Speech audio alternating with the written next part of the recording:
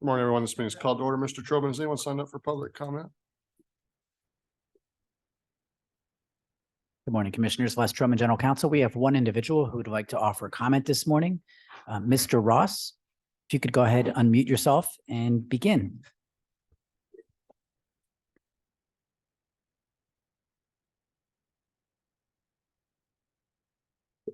Mr. Ross, Eric Ross, can you hear me? Good morning. Can you hear me? Yes, sir. Go ahead. All right. Good morning, Commissioners.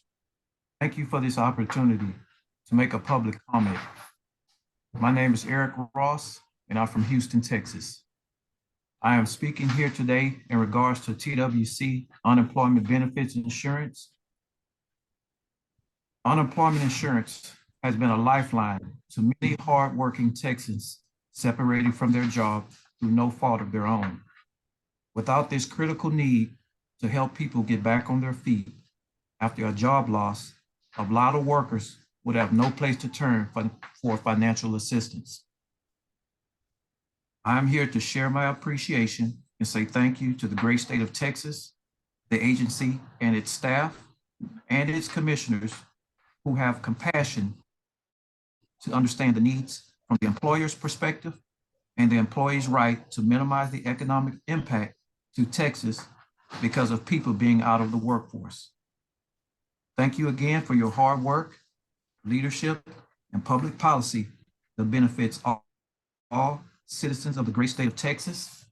And I look forward to supporting TWC 2023-2027 strategic goals to ensure that Texas workforce system supports employers and all businesses and industries to thrive, to ensure a skilled workforce is prepared and equipped to fill critical in-demand jobs, both now and in the future, and to provide exceptional customer service and support to all workforce system stakeholders. Thank you and God bless. All right, thank you very much. Good morning, Mr. Treadwell. Good morning. We have no cases to reconsider agenda item 3. Is that correct? That is correct. There are no cases under agenda item 3. Let's look at tax liability cases under agenda item 4. I don't think we have any tax cases on docket 34. That is correct. There are no tax liability cases on docket 34. Fair housing cases. There are no fair housing cases on docket 34. Under agenda item 6, we have no wage claim cases on docket 34 pulled for additional discussion. There are no wage claim cases pulled for discussion on docket 34. You should have received the wage claim short form dissent list for docket 34. I move we accept staff recommendations on the remaining wage claim cases on docket 34. I second the chairman's motion, except for the cases on which I'm dissenting is reflected in the wage claim short form dissent list for docket 34. I concur with Chairman's motion, except for those cases in which I am dissenting as reflected on wage claim short form dissent list for docket 34. Motion passes with the exceptions noted. Let's move to agenda item 7, consideration of unemployment insurance cases on docket 34. Please proceed when you're ready. Case number 3196352, Commissioner Trevino. The AT decision is not fully supportable. I agree that the claimant had good cause for her failure to appear at the prior hearing, as she was prevented from participating in the hearing by circumstances beyond her control, and that she had filed a valid claim. However, regarding the job separation, the claimant tested positive for COVID, and after a quarantine period had ended, she was still too ill to return to work. The claimant asked to extend her leave, but was told by the employer that she had to return to work despite her symptoms and still testing positive. The claimant attempted to return to work, but was too sick to perform her job duties. Therefore, the claimant had good cause connected with the work for quitting, as she quit due to a medically verifiable illness. Modify the AT, claimant had good cause for AT1, valid claim, no voluntary leaving, no overpayment. We should affirm the appeal tribunal decision. First, I do not contest the good cause issue. Second, I agree that the claim was valid. Concerning the job separation, although the claimant alleged COVID-19 as a basis for quitting, the record shows that the claimant did not produce medical documentation regarding her illness, nor provide evidence that she was advised by doctors to quit. Since the claimant quit when continued work was available, the claimant's separation was a voluntary quit without work-connected good cause. As such, we should affirm the AT decision. The claimant established good cause for missing the AT1 hearing, valid claim, voluntary leaving, overpayment. Affirm the AT, claim established good cause for AT1 valid claim, voluntary leaving, overpayment. Short form dissent, sir. I have your short form dissent, Commissioner Trevino. Case number 3350286, Commissioner Dimerson. We should modify the appeal tribunal decision. The claimant was terminated when he did not comply with the reasonable employer instruction to transport a company vehicle. Although the claimant was on final warning for not completing a similar work task, the claimant continued to behave in an insubordinate fashion by refusing to perform his assigned duties.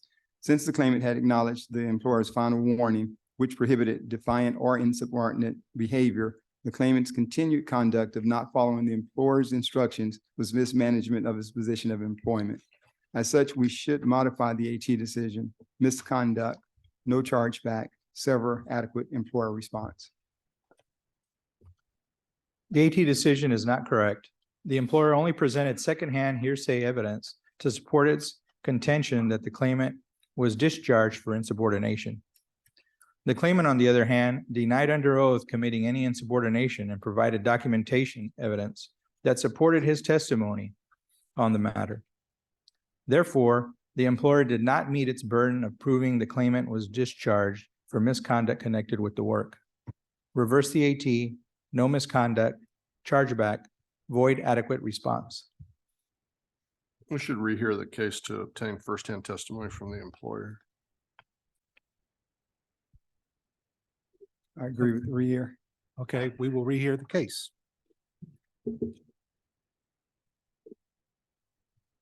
Case number 3422624, Commissioner Trevino.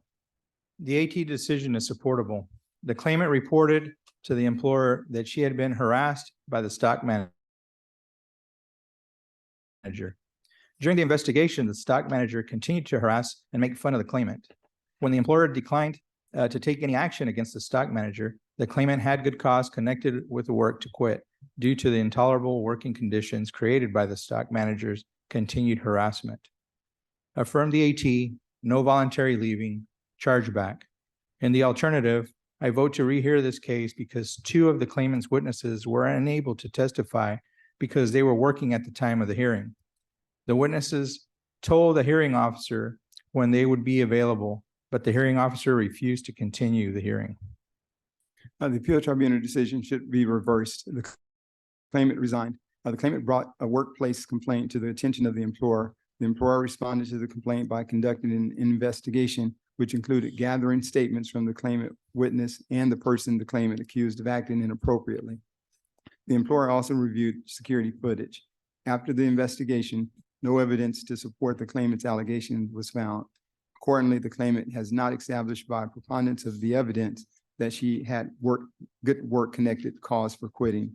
We should therefore reverse the AT decision, voluntary leaving, no chargeback, adequate employer response. Affirm the AT, no voluntary leaving, chargeback. Short form dissent. I have your short form dissent, Commissioner Dimerson. Thank you. Case number 3438076, Commissioner Dimerson. We should affirm the appeal tribunal decision. The claimant was absent without notice for 3 consecutive days and gave the employer the reasonable impression that he had abandoned his job. While I acknowledge that the claimant's hospitalization prevented him from calling in the first day, he failed to contact the employer for days after his release. In addition, the claimant admitted that he took no steps to address the issue with the employer and did not reply to a text from his manager. Thus, the claimant is considered to have voluntarily quit without good cause connected with the work. We should affirm the AT decision, voluntary leaving. The AT decision is incorrect. The claimant was absent due to a medically verifiable illness, and his health condition prevented the claimant from reporting his absence to the employer. As such, the claimant was involuntarily separated from work and should be qualified for benefits. Reverse the AT, no voluntary leaving, and send a memo to the UIA and OS to recalculate the overpayment determination dated November 8th of 2022 in accordance with this decision. Affirm the AT, voluntary leaving. short form dissent, sir. I have your short form dissent, Commissioner Trevino. Case number 3465572, Commissioner Trevino. The AT decision is not supportable. The employer's allegation that the claimant quit her job is not supported by the weight of the evidence. The claimant provided credible and consistent firsthand testimony that she never expressed an intention to quit. The employer testified that the claimant stated several times that she intended to quit, but admitted that, and asked whether she was quitting. The claimant said that she was not. The employer then initiated the claimant's separation based on their belief that the claimant was not a good fit for the position. The claimant merely expressed her issues with the job to the employer to address legitimate concerns, which does not constitute misconduct connected with the work. Modify the AT, no misconduct, void chargeback. I wish you to affirm the appeal tribunal decision by telling the employer numerous times that she desired to quit due to dissatisfaction with her working conditions. The claimant gave the employer the reasonable impression that she was quitting. Because the claimant's working conditions were not intolerable and the employer was addressing her concerns, the claimant's quitting was without good cause connected with the work. We should affirm the AT decision, voluntary leaving, void the chargeback ruling. Reverse the 18, no misconduct, void chargeback.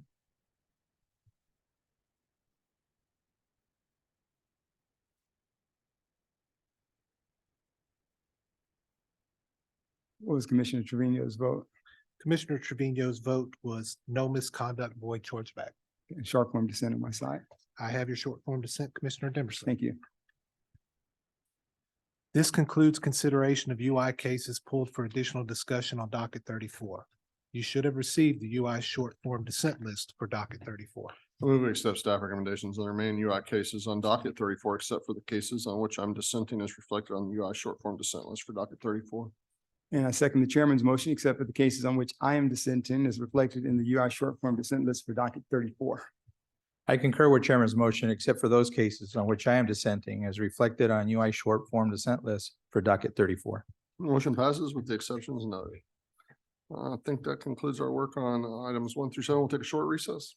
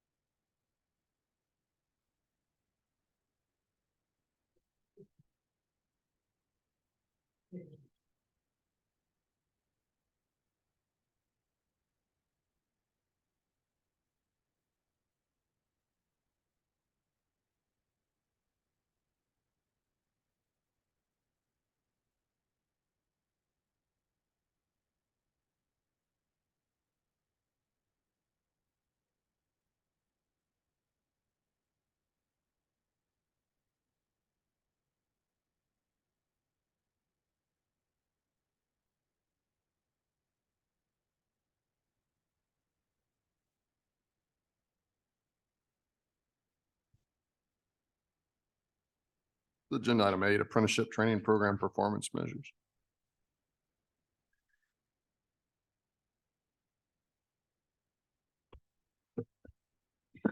Good morning, Chairman Daniel, Commissioner Dimerson, Commissioner Trevino, and Mr. Sarna. For the record, Carrie Ballast, Workforce Development Division.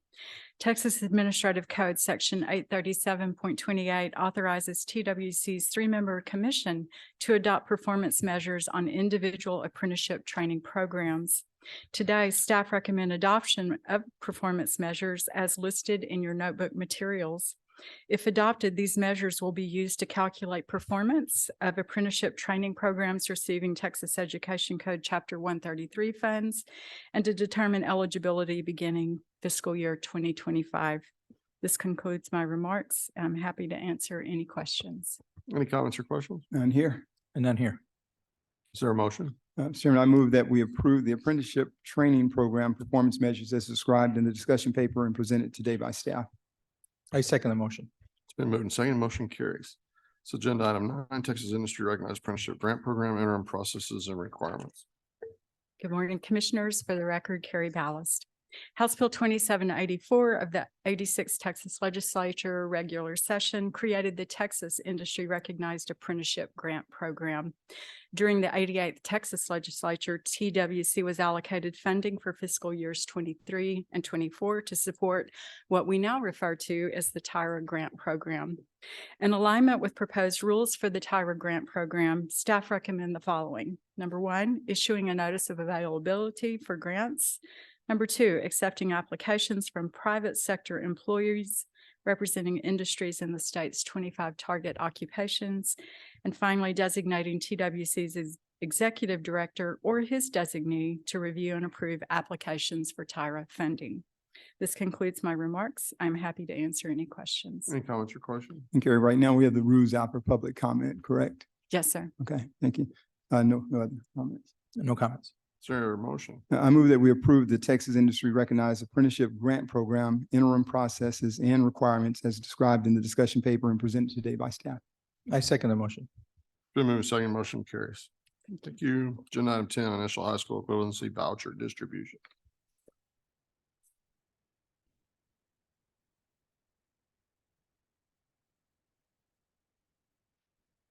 Good morning, Chair Daniel, Commissioner Dimerson, Commissioner Trevino, and Mr. Cerna. For the record, Mahalia Baldini with the Workforce Development Division. The Texas Education Code, Section 48.302, requires that the Texas Education Agency enter into a memorandum of understanding with the Texas Workforce Commission in order to transfer funds to subsidize the cost of a high school equivalency exam for individuals who are 21 years of age or older. Currently, the interagency contract with the Texas Education Agency and TWC is set to expire August 31st of 2023, but a new contract is currently being reviewed by our general counsel and is scheduled to be signed by the end of the month. This will enable TEA to transfer $750,000 to our agency annually through August of 2027. In anticipation of the funds transfer, staff are seeking direction on implementing the subsidy program by doing two things. Approving an initial allotment of high school equivalency vouchers to AEL grant recipients as outlined in your notebook materials. And also by approving a plan that allows staff to distribute the remaining vouchers for fiscal year 2024 to AEL grant recipients and allow those grant recipients to develop policies to distribute the vouchers at the local level to individuals who are not current or former participants. I'm happy to answer any questions that you may have. Any comments or questions?